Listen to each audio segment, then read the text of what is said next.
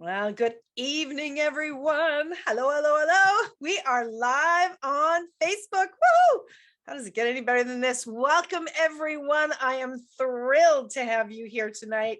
I have another amazing person that I want to connect you all with so you can learn about what she does and hear what she is bringing to the table. It's so cool. So tonight I have Bronwyn Smith with me.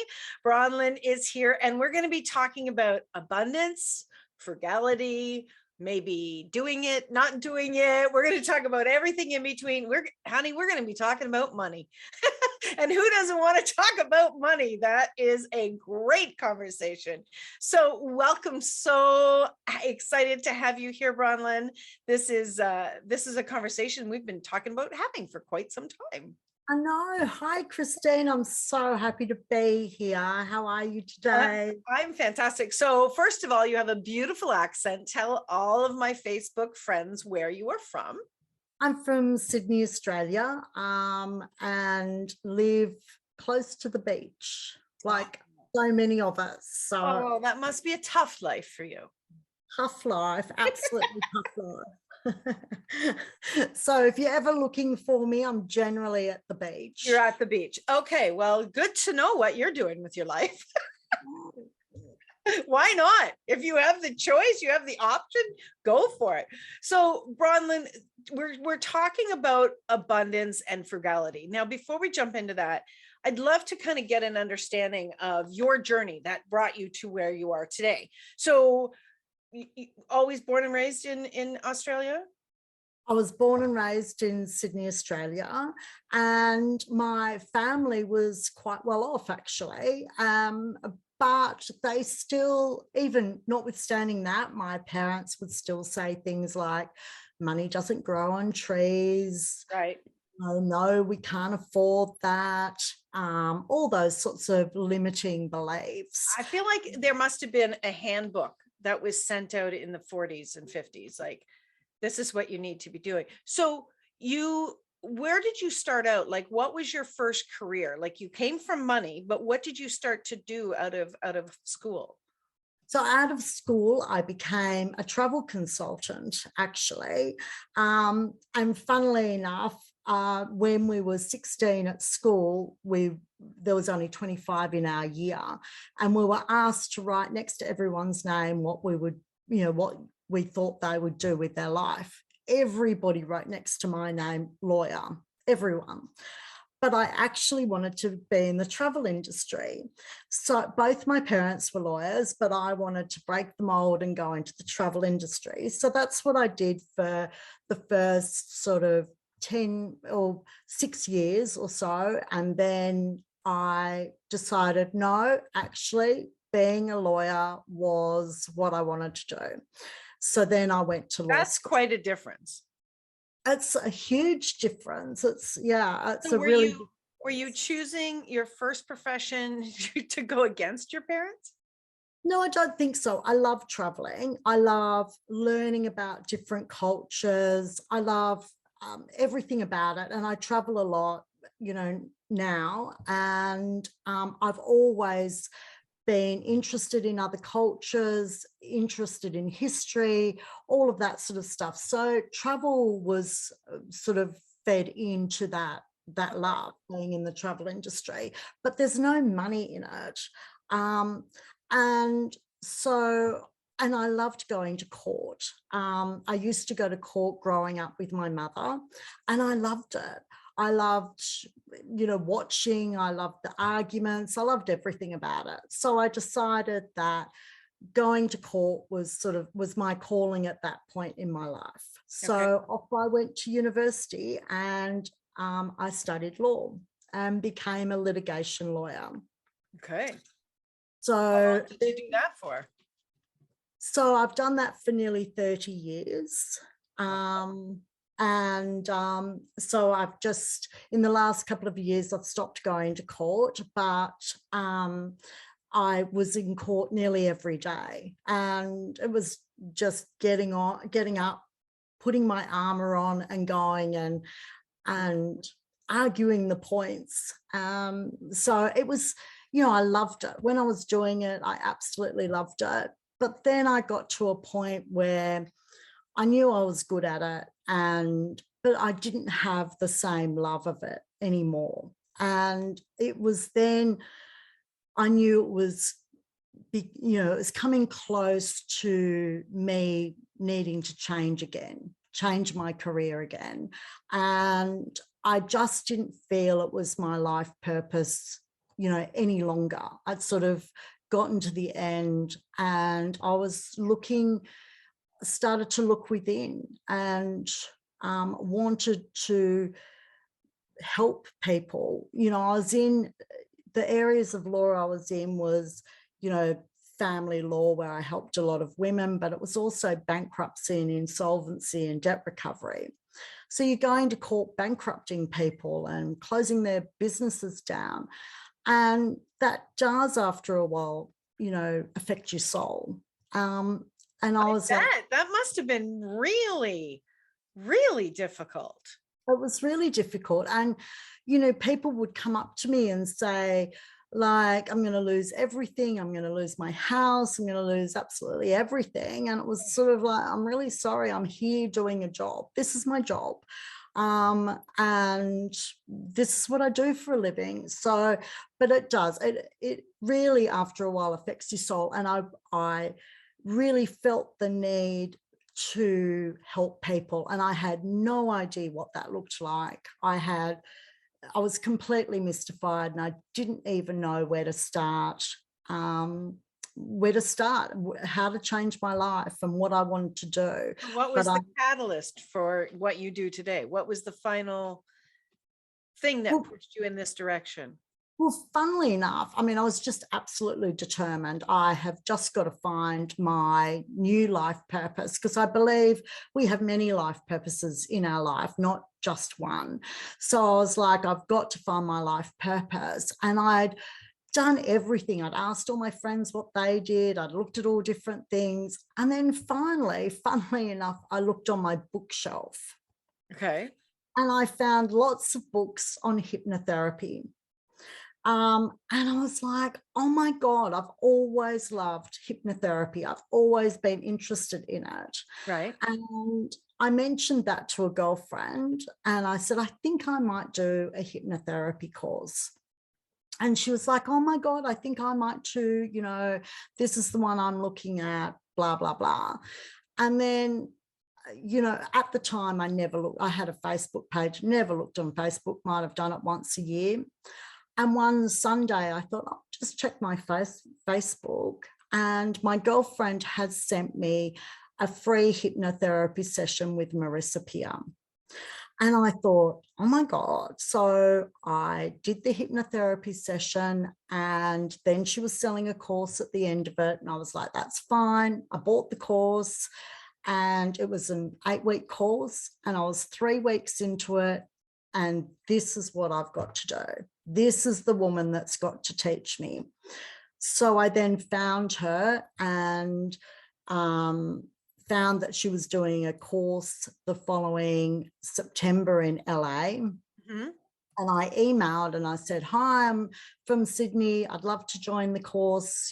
Can you tell me all about it and book me into it? I'm happy to travel to LA to do it. And they came back and said, well, actually in November, we've got a course in Sydney, Australia.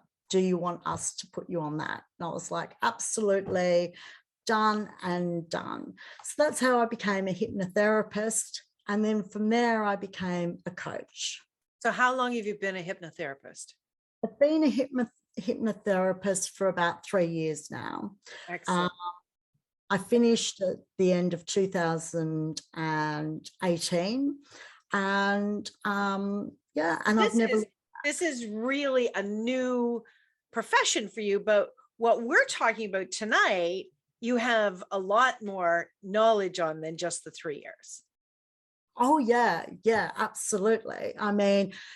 We're talking about money and being abundant and frugal, and I have my own experiences, plus, working in the areas of debt recovery, insolvency, but most importantly, family law, and talking That's to. So fascinating.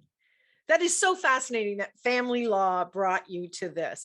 I love, so of course, Bronwyn sent me some information about her, and I was reading over what you were sharing with me, and I've got to read something that I just really, really loved. You said, you know that some people believe, and coaches are teaching, that to save and invest, you need to be frugal. And you disagree. You say you disagree. And you said frugality evokes a mindset and skill set of limit, lack, and scarcity. Can you talk about that a little bit? Sure. I mean, when you think about being frugal, you think about not spending and not doing anything. I can't do anything. No, I can't have that. I can't buy that brand. I've got to buy a cheaper brand. And all of that limits you. And that isn't what I teach. I teach abundance, and not necessarily how to make more money, but how to do more with your money. So instead of not spending, just every time you spend or you want to spend, ask yourself this question: do I need this or do I want it? Okay. And so what's the difference?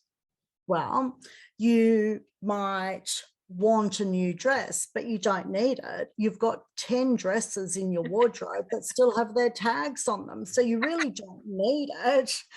But Come on, a girl can't have enough dresses. What? Well, they can if they're not wearing what's already in their wardrobe. I mean, I've had friends and clients say to me, you know, I've got 20 dresses in my wardrobe. I've never worn them. They've still got their tags on them. And that's just money you've wasted. If you take those 20 dresses out, and if they're, you know, $100 each, that's $2,000, and you took them back to the shop or you sold them, you'd have $2,000 saved. You haven't done anything and you've saved $2,000. It's nearly like you're talking about repurposing wealth. It's more about not wasting money, just not wasting So it. from your hypnotherapy, sorry, this just keeps screaming at me. From your hypnotherapy knowledge, Yeah. what is being frugal doing to us on a subconscious level?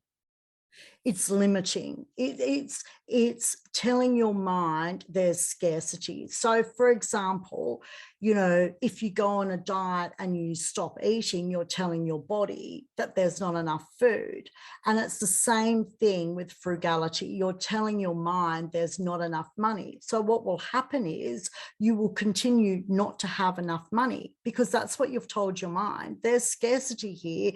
I don't have enough. There is lack in my life, financial lack in my life, and I don't have enough. Whereas abundance does the complete opposite. I do have enough. I have an abundance.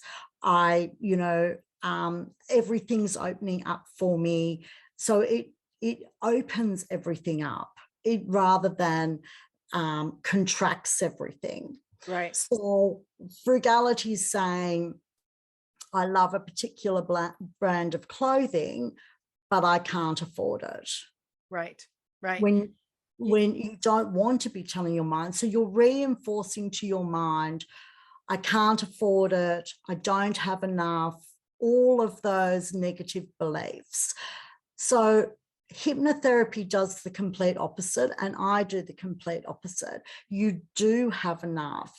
There is no scarcity. Money comes into your life easily and effortlessly. So all of those expanding beliefs, and then you follow it up with a skill set. A skill set, right? You had gone on to say that it's a 3-prong approach. So can you tell us about that? So it's mindset, skill set, and body memory. So your body remembers just as much as your mind does. And so you need to, when you open your mind, you also need to open your body and allow the energy or the air to flow through your body, to allow abundance to flow through your body. So you can think abundantly. So you might say the word money, for example. And money. exactly. And you go, money, you know, you'll be in your head going money, but your mind, your body's going like that. And Your body's contracting. Your body's contracting. So you need to open it all up. So when you say money, your mind goes, yay, your body follows suit, goes, yay. Okay. Oh, this is very cool. I have never heard anyone talk about the body with abundance and the mindset connection. I've never heard that. I mean, they may have said it in different ways, but I've never heard that. So what have you found with your clients in working with them in this area? Well, what I found is when they've done all three, opened up, you know, their mind to positive beliefs around money, had a skill set, and got the flow of energy or air through their body, then the way they deal with money changes. So a lot of people will shop because they're bored, rather than go and play golf or play tennis or go for a walk. They're shopping because they've got nothing else to do, and they're just buying stuff. They're trying to fill a void by buying stuff and by spending. So instead of that, they then spend differently, save differently, and invest differently. And they look at debt differently. They realize that debt isn't helping them, it's hindering them. So they stop spending on their credit cards and start paying them off, and then start saving and start investing, things like that. So their spending habits, saving habits, and the way they deal with money changes as well. So their relationship with money changes. Their relationship with money changes. Exactly. And that has to include all three, the body, the mind, and the way that we approach everything. I believe it does. I believe it's all three. You know, I changed in my 20s, my mindset towards money, but not my skill set. So with changing my mindset, I earned more and more and more money. But then I spent more and more money. I had more debt. I had more expenses. So just because you're earning more doesn't mean that you're becoming wealthier. That's very cool. So you might have a positive mindset about money, but your skill with money could be poor. Exactly. And then the outcome, and then energetically, everything is still kind of off balance. Yeah. So you're earning 60,000 thinking, if I earn 80,000, everything would be great. You know, I'd have enough money. I could. And you earn 80,000 and you're spending 80,000. Exactly. And then you're earning 200,000 and you're spending 200,000. I mean, I've known people that have earned 200,000 a year and have told me they cannot afford to buy a house. They can't afford to save for a deposit. And yet I know other people earning 60 or 80,000 a year that have 3 investment properties. So it's got nothing to do necessarily with what you're earning. It's got to do with what you do with the money once you're. I really love that. That is fantastic. Oh my gosh, this is such a good conversation. And before anybody asks, I have asked her to come and be a host on the network, because we definitely need somebody teaching us more and more and more about abundance. So we're going to be talking. So send her a message and say, yeah, get your butt over there. So you and I could definitely talk much longer about this. And I want to make sure that people know you have a fabulous offer to everyone. Actually, a gift. You're just gifting everyone. Tell everybody about it. And I will put the link wherever you're finding this. Well, You can go onto my website and there's lots of gifts there. There's a Money Matters ebook. So it talks about your skill set and a little about your mindset as well. Okay. It's fantastic. There's also a free hypnotherapy there, but it's to get you used to being hypnotized. So it's a hypnotherapy for joy of all things, because your mind will accept that. But I've got a course coming up. The challenge starts on the 24th of May at 10 a.m. Australian Eastern Standard Time. And from that, I will be launching my course. So my gift to everyone is a 50% discount on my course. And it will be fantastic. It will cover all of what we've talked about: mindset, skill set, your body. It will cover it all. You will walk away completely transformed in the way you deal, think, and feel about money. Cool. Now, you also had sent me that you have a link to a Money Matters ebook that you're gifting as well. Okay, so I've got the link to your website. I'm putting that in our chat here, as well as that freebie. You've got so many things that you are contributing to the world and really changing what's not working for. What do you think the percentage of the population has a problem with these three together? Probably even 60 or 70%. Oh gosh, I was going to say more like 80 or 90. Maybe. Yeah, I think there's a huge majority, but I love this three-prong approach. It makes sense. It really makes, and I don't mean the dollars and cents, but it does make sense. It does, because you need to feel good.